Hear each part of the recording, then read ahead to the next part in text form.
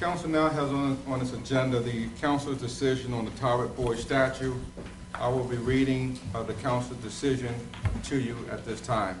In July of this year, the Talbot County Council held a public work session with the senior members of the Talbot County branch of the NAACP. The work session was convened to discuss several questions posed by the membership concerning the Talbot Boys statue.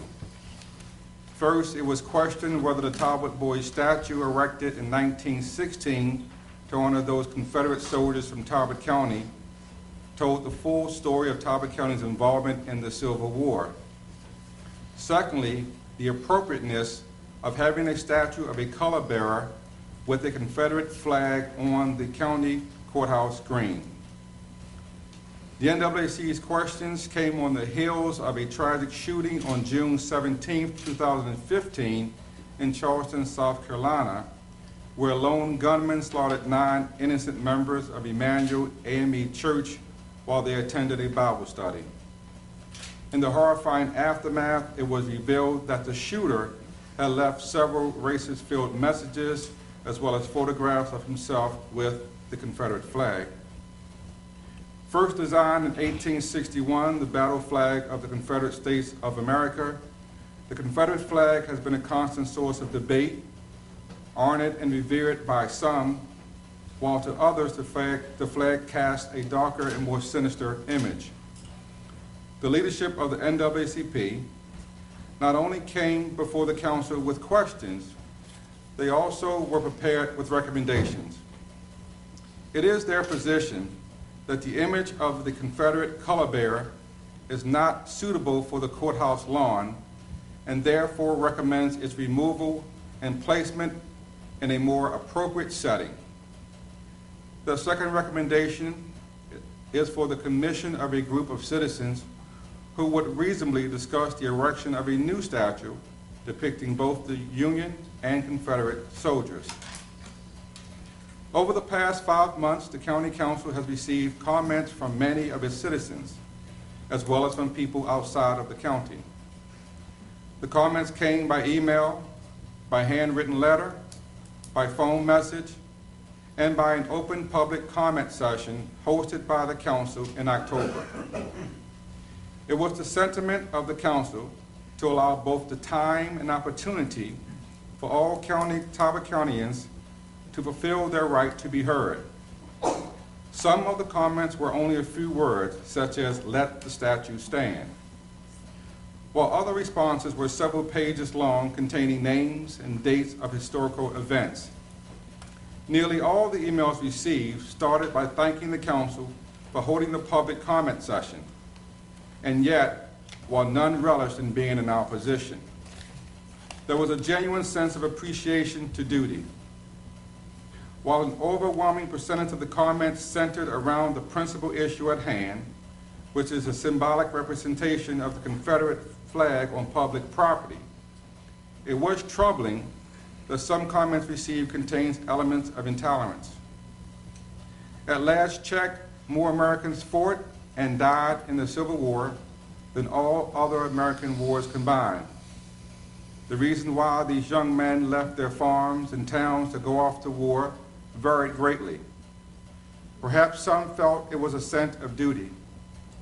Some left to protect a way of life. And for others, it was simply because the other boys were going. But whatever their individual reasons, to ignore the political and economic impact that slavery played on the succession of states is being naive.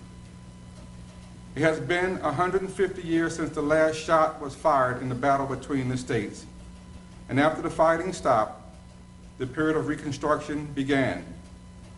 Bombed out cities and burnt towns were rebuilt. New train tracks were laid, and terminals reconstructed. And for families torn apart, the end of the war meant that healing and reconciliation could begin. But for millions of African Americans, complete reconstruction and restoration would be a century away. For these Americans, the image of the Confederate flag is only a harsh reminder of those times. At the conclusion of the Spanish-American War in December 14, 1898, U.S. President William McKinley in his address cited both the Union and Confederate soldiers for their valor and urged reconciliation between the Northerners and Southerners based on the outstanding service of Southerners during the recent war with Spain. These veterans who were once at odds fought side by side.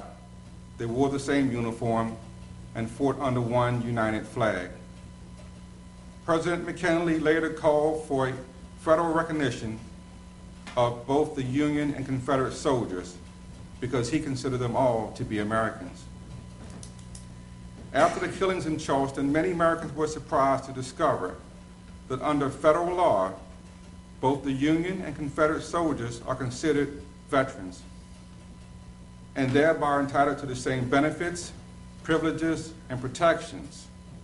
Also under federal law, Confederate soldiers are eligible for burial in national cemeteries and for taxpayer-funded headstones equal to their Union counterparts.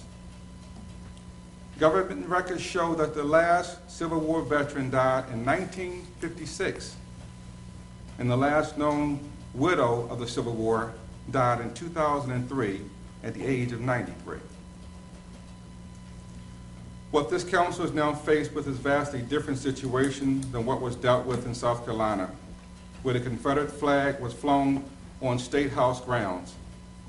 If that was the case here, I am certain that this council would have voted unanimously to remove the flag without delay.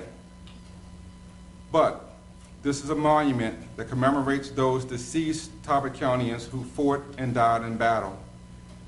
Whether you agree or disagree with the cause that these young men fought for doesn't change the historical facts of the war. As a monument commemorating Confederate veterans of the Civil War, who by federal law have the same status and distinction as any other American war veteran, it would be a sign of dishonor to those 90 deceased soldiers, as well as disrespectful to family members should this council or any other council remove, deface, or alter this monument in any way. Therefore, this council does not support the recommendation to have the Talbot Boys monument moved to another location. But this council believes, as did many citizens in 1913, and as many do here today, that the Talbot Boys monument alone does not tell the complete story of Talbot County's involvement in the Civil War. It is recorded that over 330 Talbot County young men fought for the Union, and their exclusion is neither fair nor an accurate depiction. Therefore, this council accepts the recommendation of the NAACP in part and will permit the erection of a monument commemorating those Union soldiers from Talbot County who fought in the Civil War. Any proposed monument shall be no greater in size or mass than its Confederate counterpart. The monument must be funded with private funds, as are all other monuments on the courthouse green.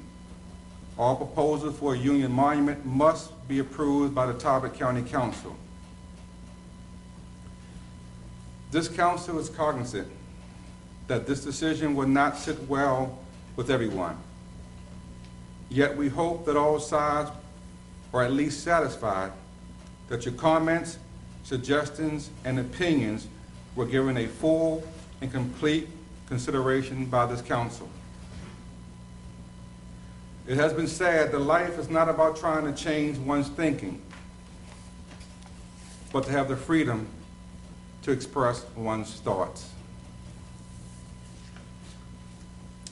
That is the decision of the council regarding the Talbot Boys statue.